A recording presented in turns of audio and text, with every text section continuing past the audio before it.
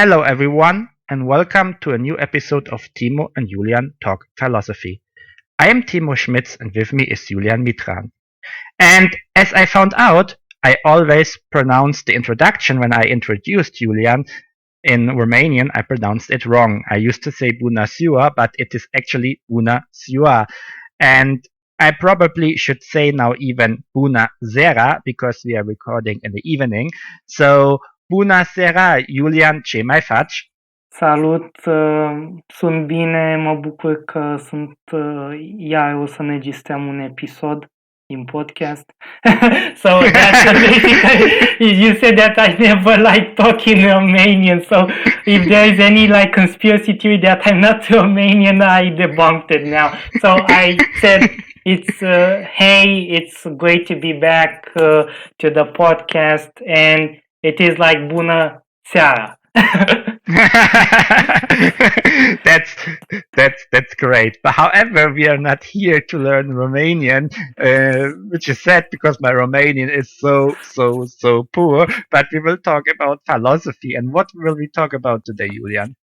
Today we will talk about friendship, which is a very interesting topic due to the fact that the perception on friendship usually is pretty much shaped by the culture that we come from, our life experience, and usually the way in which nowadays people see like relationships in general. We talked on a previous episode about parasocial relationships. So that is like a huge changing point in our modern society, when it comes to how people interact and form bonds between each other. That's great. And most of the time, I am asking you questions about the topic, but today it turns out that you will ask me. So I'm curious what you are going to ask me. Yeah, it's. I think the first thing that we need to start with is. This will sound silly, but how we actually define friendship. This is like the core thing that we need to define. Of course, and I will start like always with a historical approach because it's very important to understand how friendship developed. And we should start, as always, or like most of the times, with the ancient Greek. And because Aristotle already talked about friendship in his Nicomachean Ethics, and he said that there are three types of friendship, but what all of them have in common is reciprocity, which means there is no one-sided friendship. Which is quite interesting because you maybe all remember from kindergarten, like if someone is we are little kids and someone is angry, it says, well, if you do this, I won't be your friend anymore, and the other person says, I don't care, you will like always be my friend even if you go. Actually, I can tell you this is not friendship. A friendship always means reciprocity, and I will make an example why I think that Aristotle on this point is right, and why most friendship theories actually agree to this is because imagine that you are in a relationship, or that you want a relationship. You are not in a relationship, but you want a relationship, and you tell one person that you love the person, and the other person rejects it. Then you cannot say like, oh, I don't care still because I love you, or you will be my relationship, So it's also reciprocity. And even though friendship and relationship are not completely the same, they are very analogous, as we will see today. So friendship at first is reciprocity, and Aristotle knew three kinds. He knew a friendship just for joy or pleasure, friendship just because of it is useful, and the friendship of virtue. And of course, for the surprise, the friendship of virtue is actually the real, true friendship that succeeds.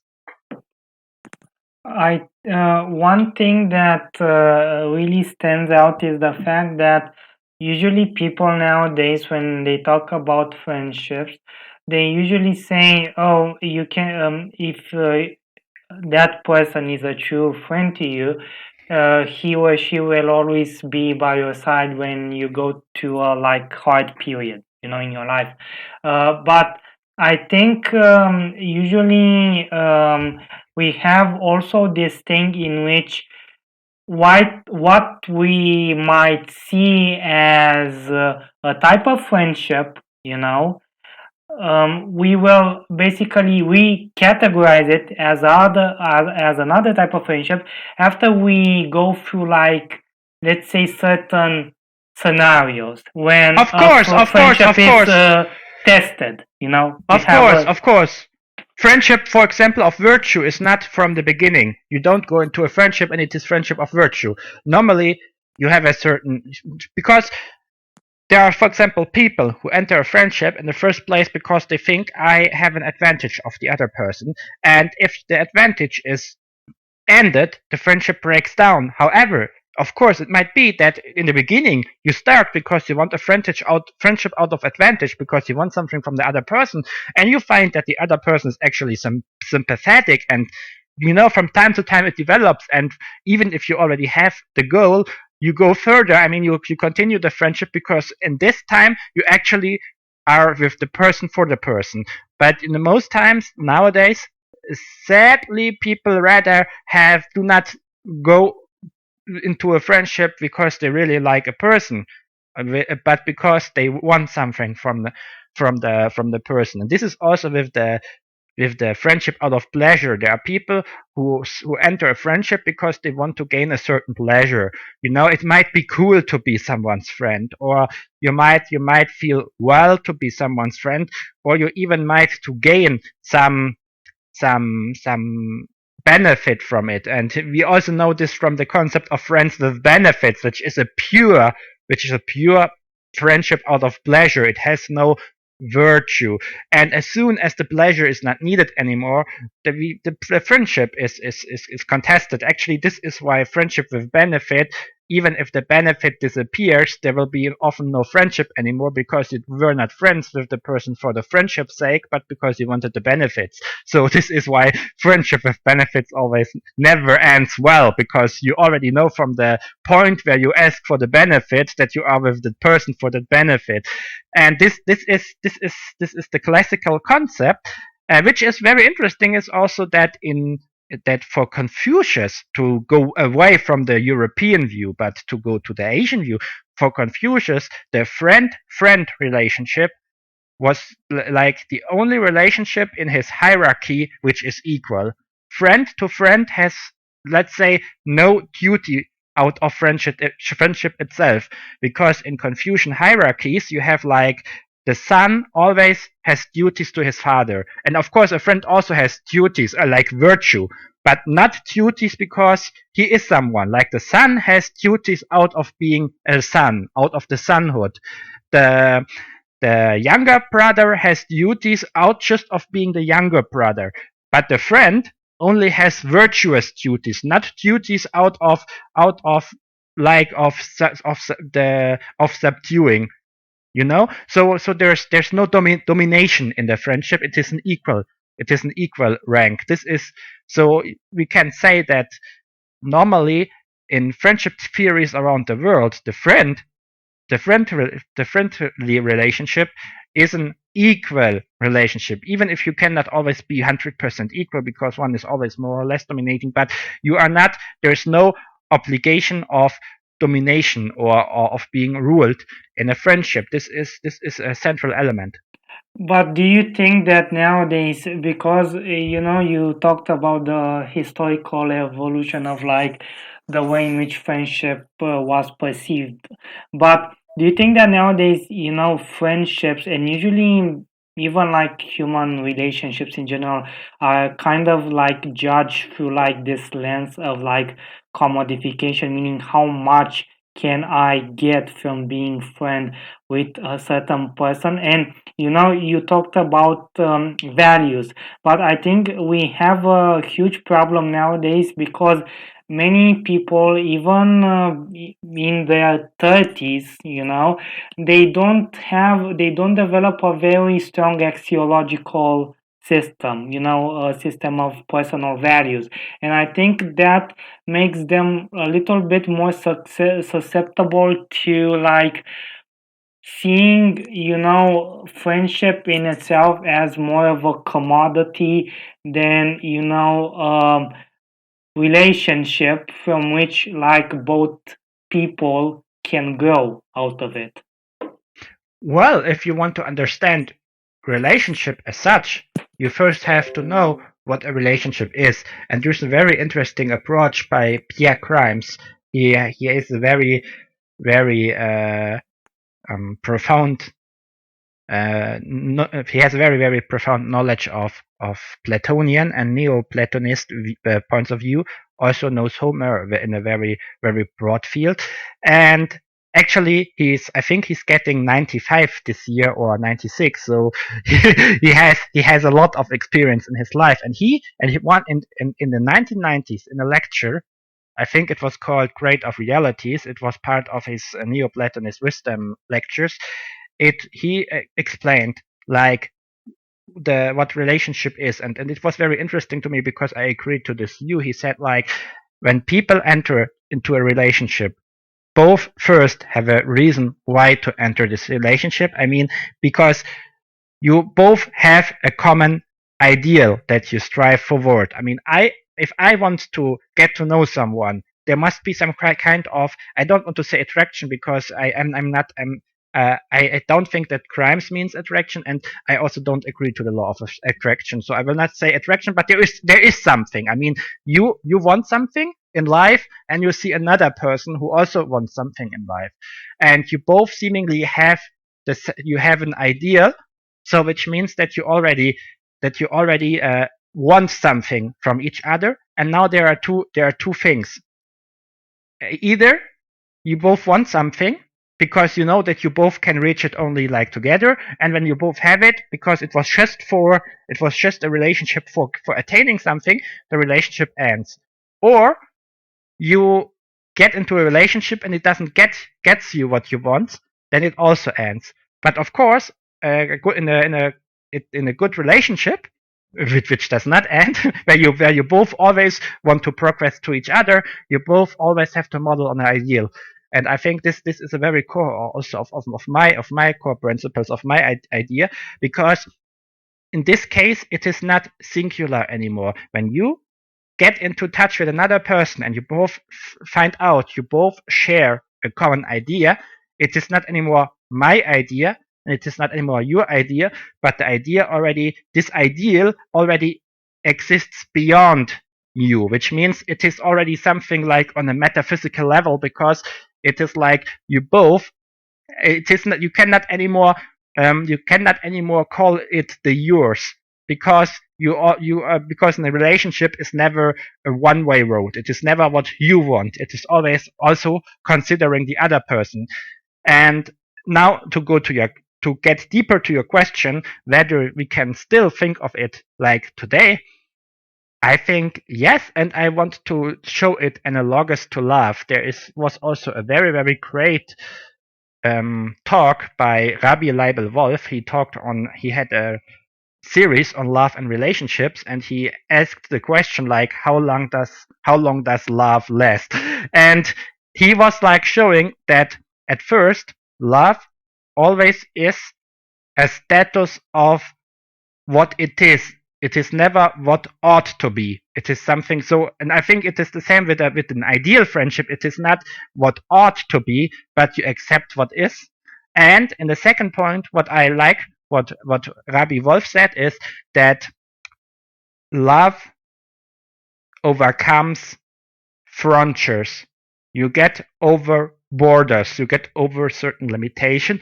And I also think that this is true. And I think this also fits well together with Grimes' assertion, because in a moment where you love, it is not anymore about you. It is not anymore about the ego. Or to put it in Buddhist terms, you let the ego go because you have to take someone else into consideration.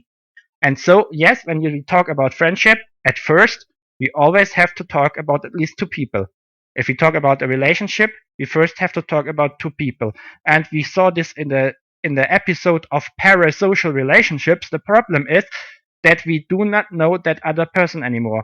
Because in this friendship that we used to explain now, there are two people let's say facing each other. You don't actually have to face the person, but you have to be at least in a personal dialogue. So you have to at least have this person at the telephone and listen to what that person has to say. If this is just a video where someone addresses to millions of followers, there is not anymore a reciprocal shaping of ideas. There's not anymore a reciprocal modeling of what two people want. And this means, of course, that there is not anymore a proper communication. And something that has to be very important in friendship, I think, is this has been shown by a philosopher called Herka. To him, only the friendship of virtue is true friendship, because friendship means I love you for who you are. So this is friendship, because friendship always goes together with virtue. And virtue also means like knowledge about the other person, having joy for the other person, accepting the other person's goal, respecting the other person. So actually, yes, the ancient model of a friendship of virtue, I think, is still important today. I think there is also like another aspect that is very important when it comes to forming friendships, and it pretty much relates to our modern times, because especially this kind of relates to like professionals and people that have high ranking jobs. I see this thing in which people that usually work like in the IT sector, or like consulting, jobs that are highly qualified, and they usually require a lot of times, with hours, extra hours spent at work and stuff like that. They kind of narrow their social world and interaction to like their workplace, and they usually kind of form friendships within their workplace. But I feel, and this is like a personal opinion, that you cannot actually form like authentic relationships, like friendships in the workplace, because they are always like conditioned by certain factors from like that workplace. And especially in capitalism, where like employees are always like in a competition, like to actually survive and maintain their job, is like those types of friendships that are only within the workplace, I see that they are very fragile. And also, due to the fact that nowadays people are spending so much time at their workplace, they usually don't have any time left to do like to interact with people from outside, like the work environment. And you have this very weird situation in which on one hand you need like affection and friendship, but on the other hand, in the back of your mind, you know that with the friends that you formed in the workplace, at your job, you will always be in competition for getting a promotion, to like keeping your job, to all sorts of things. So I think the modern context and the economy that we have today basically fragilized friendship and even our social texture as societies But per total. actually, this depends. This depends. A workmate can be a friend, but it depends, because you have to know that at first, if we get, of course, into a friendship because it is pleasurable. We don't go to get into a friendship because we have to have friends. But when we have a friend, we feel pleasant. And of course, we have to ask the question. We have to ask the question, of course, if everything that is pleasant is automatically good, which is, of course, not. So sometimes we erroneously make the mistake that we feel a pleasant bad thing to be better than a good thing. But and this is the same with, of course, with friendship. We might think that we have a friend because we have actually a pleasant feeling, but we don't see that the person is not serious with us. So we seemingly have a pleasant feeling, but we don't see that another person maybe does not have this, who does not have to seem to have the quality, is actually better, because the person that we take as friend might be pleasant to us because out of reasons where we think like, oh, that person has a better quality, but doesn't not really have the better quality. We already find this problem. We already find this problem of what a person is and what a person seems to be in Plato's Republic. In Plato's Republic, it is made, it is the talk about justice, and there are two people, and there's one person. It's the just man, and everything that the just man does is so just that all the gods, Yeah, but get him the merit. Wait, that seems to be the just person, while there's the unjust person, and it's like the gods don't like him and so on. But the fact is, and this is the thing in this parable, that just person, this just man, is just to the outside. This means all the people think that he is just. Even the gods think that he is just. But actually, this is just a mask. He is in fact unjust, while that unjust man who does not put on a mask, who acts real, is the just person. But even not the gods are satisfied, So it is, and of course it is the same with friendship. It seems that there are people like where we think that, oh, this person is a really good friend. This person will never disappoint us. And maybe there's another person we don't get into a friendship because we think like, oh, that person does not have good qualities. But actually, maybe the person which does not have good qualities is more real, is a realer person than that person who seems to be good, who always seems to be good and perfect. And the reason for this is because we always strive for the good. We always want the good, But so of course we want to avoid unpleasant things. We want pleasant people around us. This is because human beings always strive for the good. And this means, of course, also because we human beings are limited, we are not all knowing, like God, who would probably know who is good and who is bad. But human beings, we are not all knowing. So it happens that we see people to be good, or that we feel that we are in a good friendship, which actually is not. Yeah, but at the end of the day, I think what shapes a lot how friendships act today is our present social and economical context. Because when you have so much, when you have like very precarious living, and you have like this economy, which usually, I don't know how to put it, it doesn't allow people to connect too much on the basis of values, but more on the basis of like things that are very instinctual for the survival. And when you have this thing and people are usually very reactionary, I think friendships are pretty much, I don't know how to say, they are more fragile. They have much more limits that are imposed on them. And Yes, because also there is another thing. Back in the day, we can say, let's say the 19th century. Let's not go too back in the past.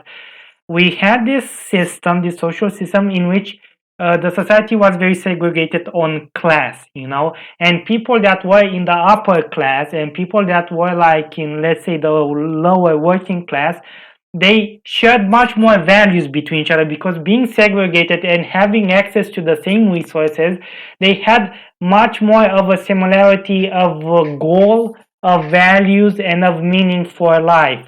Nowadays, when we live in a very mixed society in which apparently we can, go and share the same spaces like in a mall with a person that is low income with a person that is very high income and like has a very good job, we kind of have a much more of a clash of values and culture than we had back in the day, in which pretty much everybody stayed within his own box, to say so. And it was easier to form friendship because basically most of the people that stayed in a certain social class, they never even saw the option of like thinking or acting differently from what they saw on a daily basis. Yeah, but you say that when people get together to classes and that they stay among each other. I mean, what despite the education that the people are taught that your class is the good or bad class, the actual thing is, why do people organize together this way? Because they feel pleasant around people who think the same.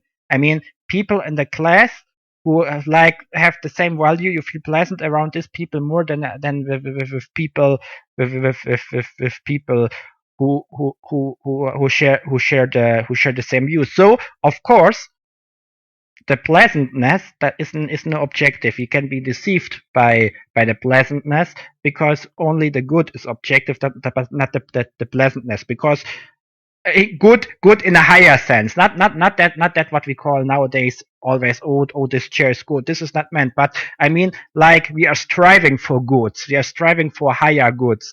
Yeah, or at least the Greeks said so, and I am very much into the Greek model, so I think, of course, people are striving towards higher goods. But now, to make an example, to show you why I think that pleasantness can deceive us. If you are, for example, if you are like, if let's say, if for example, if you are a homophobic person and another person is homophobic, you both share the same views, so it will be more, you will feel yourself more pleasant around this person, and you will stay in your box in your bubble. But when you are a homophobic person and you meet like homosexual people, there can be two things. You either feel unpleasant because you don't like that person because it is against your own view, or you find out that through meeting that homosexual person, that you find out, oh, this homosexual person is not as I thought about homosexuals. So they are not the way that I thought. And in this way, you transgress your border, your boundary. That's what I said in the beginning. You start setting your boundary away, which means that you let people in, and from time to time you will not be homophobic anymore, because you see that the homosexual person is no worse than you. I mean, as a human being, you both are human beings. You both, no one is more worth or less worth. So that you actually, through knowing a person and through getting into the friendship, you Yeah, but you get a I better think person. there is like a huge irony when it comes to this nowadays, because on one hand, we have a society in which we are not like socially and culturally segregated anymore, so everybody can meet with anybody, like in a grocery store, in a, everywhere, in a school and so on. But on the other hand, the technology and the internet that we have, and the fact that we have vehicles, like cars and so on, we can pretty much, if we have like the necessary amount, let's say, of basic money, to stay in a bubble. And I will tell you exactly what I mean with it.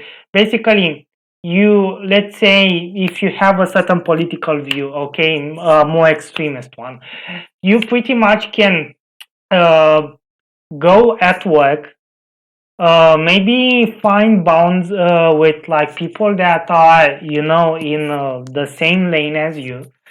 You will avoid people that don't agree with you, because in the workplace you can do that very easily, because you say, oh, it's just work, I don't need to interact with that person if I don't have anything like work based to exchange. You go home, you have probably a family that shares the same views. Your circle of friends, the same thing. You basically go only to meet with people that are like you, and having a car and stuff like that, you can avoid places and people that are detrimental to your views. And you also have like the internet, which we spend a huge amount of time on, where you have so many forums, so many groups in which you can have the most extremist ideas, and you will find people like you to back them up. Because I think that we had a certain period from like the desegregation of society, from like the desegregation of societies, to the beginning of like the internet era, and to the later phase of development, in which you had like this thing in which people of different opinion would clash in like the public sphere. But nowadays, you can pretty much avoid and stay in a bubble very easily. And I think that's why we see so much the resurgence of so many like extremist views, and like the way in which people create friendships. They pretty much can have the opinion through the internet of selecting and finding friends that are almost like a perfect clone of themselves. Of course, this is a problem. What I said before when we talked about influencers and killer selfies, or these kilfies where people get themselves into danger. I already mentioned about the theory that we live like in different realms. There's like the realm of daily life, like where we do get face to face next to each other, and there is this realm of consumption. And I already mentioned that the realm of consumption, or that the world of consumption, is actually uh, it is not does not inherit any truth What I as said such, is not related to because consumption. It's not related no, to no, consumption. but it's the same. When you are in social media, you are in the kind of sphere where you do not have to inherit any truth, and it's the same with consumption. I mean, you consume social No, media. if you go on like let's say if you are, I don't know, extreme right person, and you go on a forum on Reddit where you have only like extreme right people, you don't go there to like make money, or like to make money out of your ideas. You go. Okay, wait.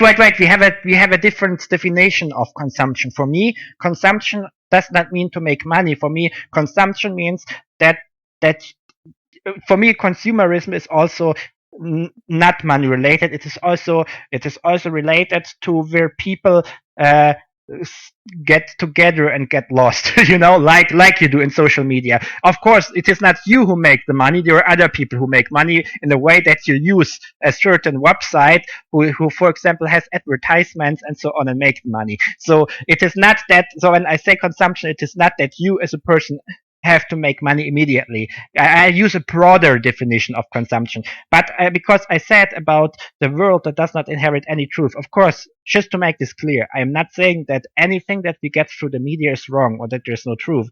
It is a fact that the media can decide on what they present. So of course they present truth, but they can also like focus on things, or show things in a certain way, so that people get a certain opinion. And it is the same with social media. When you are in social media, you can join groups where you only find people who think like you. And because you already have in this daily life in a daily life, you already live in a kind of limited world, or in a kind of where you do not really live in reality itself. You already get the problem that in a world of consumerism of media, and this includes social media in my terms of definition, there as well, you only want to, of course, to engage with people who get like, or you mostly like to get around people who affirm what you already thought to be the Okay, truth. one thing that is like really crazy when I'm thinking about this whole thing of like forming like friendships within through like platforms and stuff like that is I see the fact that in political science you have that thing of one issue voter, and I think nowadays you would have the idea of one issue friend, meaning you kind of form friendships which in themselves, I think they are very shallow and superficial with people that maybe you will share some common values on a single issue that concerns you a lot. But like true friendships, you cannot say, we just like I don't know, football matches, and that's the only thing that can keep us together as friends. I think with how we have like these forums in which people meet and presumably form friendships, I feel that like friendship in itself becomes like very politicized. At first, yes, and before I get to that, I just want to add something because, as you know, as a kind of more academic podcast, we want to show our sources. The thing with the two worlds, just for those who did not listen the episode where I explained it before, I took this concept from Helmut Krauch, Computerdemokratie, published in 1972, and you also find more details on this in my book Organisierter Konflikt in der digitalen Demokratie. This is just very important so that you have the sources where you can read more about this and where you find this idea. So now about the point that you said. Yes, the problem is that friendship is getting more and more superficial. As I told you, or as Aristotle already showed that there are different forms of friendship, and we can see this very clearly when you are, for example, on a schoolyard. You might be friends with someone who with whom you do not have anything in common, but you are just friends because this person is in your class or is same old or whatever. So you engage with this person just for the use of not being alone. Then you go now. That was back then, maybe when there was no internet. Nowadays you have the possibility like to get yourself people who think like you, so you go to the internet in your bubble, and which means that you push each other, that you radicalize. So yes, here again you have one issue, one issue of friendship, because you just search people who think the same. Of course, because we are not completely disconnected from this world. You, of course, most people also have friends here. So you also have friends like, let's say, on the school. You have friends on the schoolyard as a teenager and in the internet, and you have the problem that the internet tends to radicalize the people, so that when your friend on the schoolyard says, hey, I don't agree, you rather tend to get into your bubble because you think most people think like me, because you get affirmation in the internet that you think that your one friend on the schoolyard is like wrong, and you distance yourself from the time, and you get more and more into the social media bubble. And that's actually the dangerous thing, that that that people, when you are in a group where everything thinks the same, that you actually think that the whole world thinks like me. And we see this in all fields, not just like in extreme right wing or other or religious fanatic groups. No, we also find this like in seemingly harmless ecological groups, because one person says, hey, I want to be more environmental friendly, and then there's another person who says, but if you want to be more environmental friendly, you have to do this and this. And then from one time you radicalize more and more and more, so that you're not anymore about how can you be more ecologically, but that you will not like tell wait that you will not just tell your friends like how they can be more economically friendly, but that you will shame them and blame them if they don't share the same view of ecology anymore than you. And then you are not discussing anymore, you're not communicating anymore, but you're actually getting a kind of paranoid, because you think like all normal all normal people think like you, because you only have ecological people around you. This is just, I mean, you see? So you Yeah, can also get with harmless topics into radicalization. yeah, I think this will be the last idea that we're saying. After that, I want to wrap up with the conversation Sure, that we had sure. today. I think you nailed it when it came to how, like, the internet basically changed friendships. And one thing that came into my mind is the fact that in like the it sounds like so stupid to call it, in the natural world that we had, some years ago, I mean, like the absence of internet and like relationships and relations in general not being like online, being like just one-on-one. You basically had like this natural way in which disagreement happened between people, and you would have like this thing in which, to a certain degree, you were forced to make compromise, but not in a bad way of compromise, like compromise in the way that you kind of understood and were forced to understand the fact that some people just have an opinion, and that's their thing at the end of the day, and you can still be friends and not be like a 100 match, between each other. Nowadays, with having so much of our communication and interactions on the internet, and as you said, with like forums and stuff like that, you can have like, a group of people like ecology, religious, political, whatever, that they would like, or like, people that run a podcast like we have, and they would want, oh, let's bring somebody that we will have a, let's say, contradictory discussion with. But on the other hand, every one of these groups will select a specific type of person that they want to disagree with.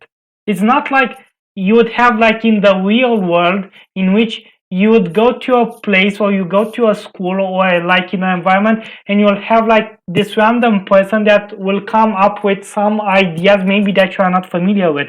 Because when you bring somebody to disagree with, you already know what you will disagree with him on, you already have like the cards put on the table. But in like the pre-internet era, in which we interacted one-on-one, you had so many instances in the real life in which you came across or interacted with people that they basically put you in situations, or gave you information that would just like uh, put you in such an unexpected position. But nowadays, I feel that everything is so controlled, because you can have the option of like selecting the person that you want to disagree with, which in itself is kind of like, weird and not so productive in its core. So, do you Yes, want right. to? Before you do summary, just one very very few last words. So as we can see, we do have the kind of metaphysical world, daily life world, and the world of mass media and consumerism. And it seems that the world of mass media and consumerism is taking over more and more our daily life. So the way we live, and of course the the true friendship is the friendship for virtue, because the thing that we want in friendship is that we want to grow, and we either have people who have the same interest with whom we want to grow, or we lack something and we want to compensate this lack, which means that we do compromises and that we get adjust to each other. But competitive friendships are not real friendships, because they are driven by NY. And so the key to friendship is love, because uh, love has a kind of, it goes beyond, of course, beyond the physical, and it shows affection for another person, sympathy for another person, compassion for another person. So this is about what the true friendship is about, the virtuous friendship, not the one just for joy, for benefit, or just because of out of competition. These are not real friendships then. Okay, we can go to the summary now. Okay, so what we learned today is the fact that the way in which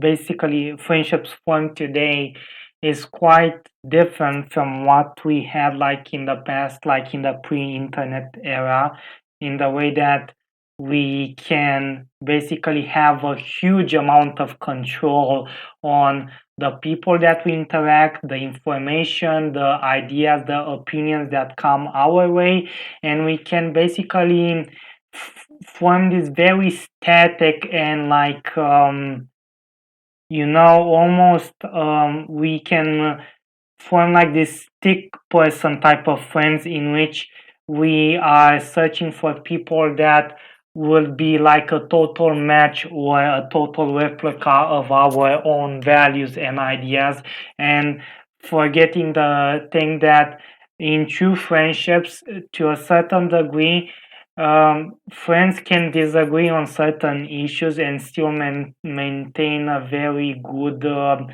interaction between each other. We don't have that element of compromising and understanding like different points of view when it comes to interacting with our friends. I think the ones that are more philosophy based, the last two, I will leave you to like summarize them. Okay. We we have to know that true friendship is about virtue, and virtue means that you have a kind that you are actually concerned about the other person, which means Latin the ego go, which means like that you want to gain knowledge about the other person, that you want to get that you want to share your your daily life with the other person, that you actually are happy about the other person. This is why competitive friendship is no friendship, because you just always want to be the better one. But true friendship is that you are also happy when the other person achieves something. This is very important.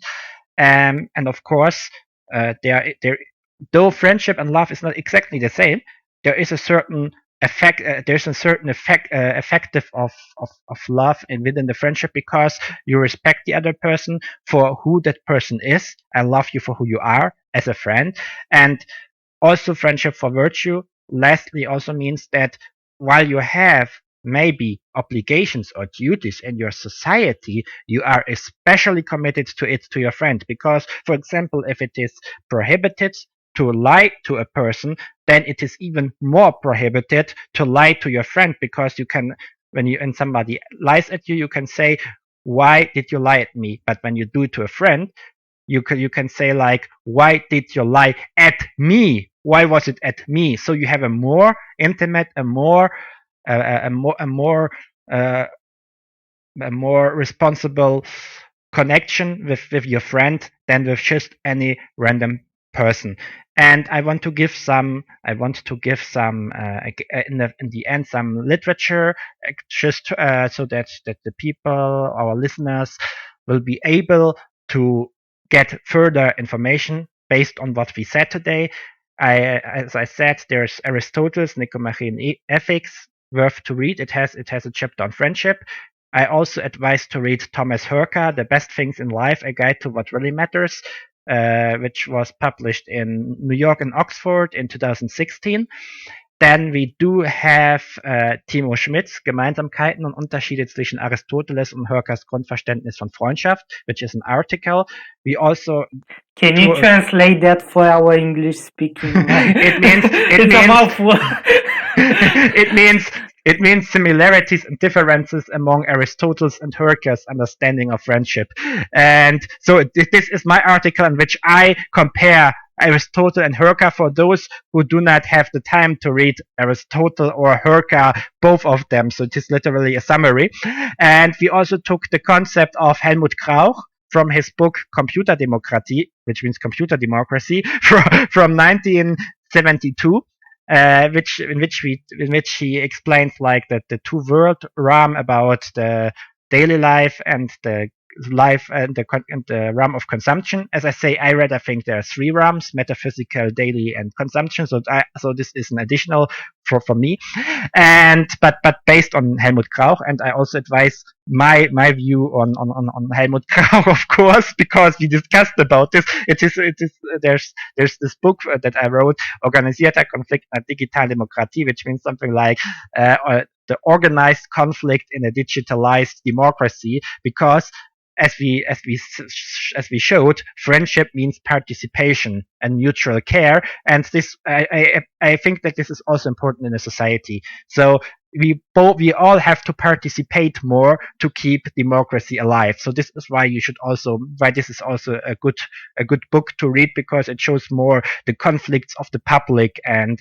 the in-grouping, out-grouping. So it's just a very, very small book, but it might be a help.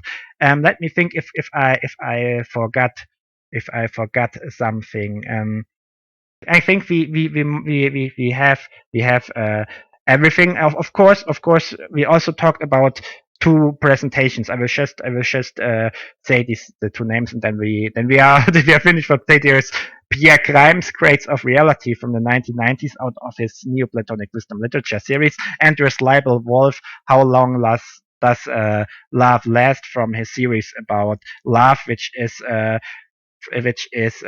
think he's based in Melbourne. It's also very easy to find his presentation from 2012. So just that you have the sources and additional literature for further information. Well, this is it for today. don't forget to subscribe, to share the link, and to give us a like. And depending on which time you have, now while you are listening to it, maybe I should say Muab de Buna, maybe, but maybe I should just say good day and bye bye. Bye.